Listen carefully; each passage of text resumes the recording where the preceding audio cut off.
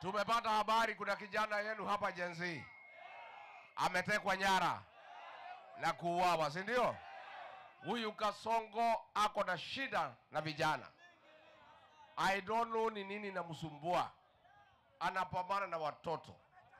Wewe Kasongo, wacha kusumbua hao watoto wetu. Wewe kuja pambana na Rigiji mwanaume ya saizi yako, si ndio? Si yakuja na pambana na sisi, apambana na huyu Kalonzo na huyu Eugene.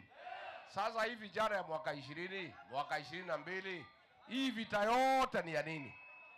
Na imeamuliwa na hao vijana. Jezimbo.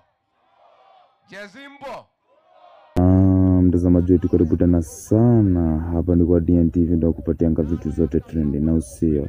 Hiyo ni maneno ya Rigathi Gachagua ambapo alikuwa anampa onyo William Samoei Ruto aache kuua vijana wadogo, akuje apambane na yeye mwenyewe kwa sababu yeye ndo dawa yake. Amekaa na yeye na anajua siri mingi sana zake. Hii amesema kutokana na mauaji ya blogger Albert Ojwang ambaye alikamatwa na wanapolisi kutoka Homa Bay na kupelekwa moja kwa moja hadi Central Police Station, na ambapo alipatikana akiwa ameuawa. Hata hivyo, viongozi kama vile Nuru Okanga amesema kuwa hajaiona baba mjinga kama baba wa Albert Ojwang kwa sababu alipatiwa milioni 2 na William Samoei Ruto ili hiyo mambo ya Albert Ojwang iweze kuisha, na bado justice haijapatikana.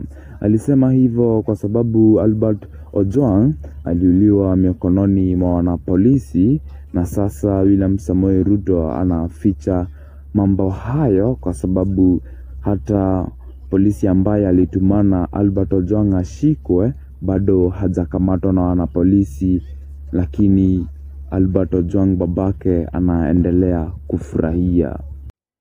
Na mimi nataka niseme kwa mzazi wa Albert, mimi sijaona mzazi mjinga, mzazi takataka, mzazi ng'ombe kama huyu mzazi wa Albert. Wakenya wamesimama na huyu mzazi wa Albert wakachanga 10 million. Hakuongea kitu yoyote. Ile kitu huyu mzazi aliongea, alisema ya kwamba ati sasa hata mkinichangia pesa mtoto wangu atafufuka. Nimepata 10 million, mtoto atafufuka. Ati Ruto kumupigia simu anakuja kwa media kushukuru Ruto, kusema ati mimi nashukuru Ruto kuchukua huyu mtoto kuwa yake, ati amenitumia 2 million. Huyu mzazi ni mjinga kiwango gani? Mimi sijaona mzazi anafurahia kifo ya mtoto wake.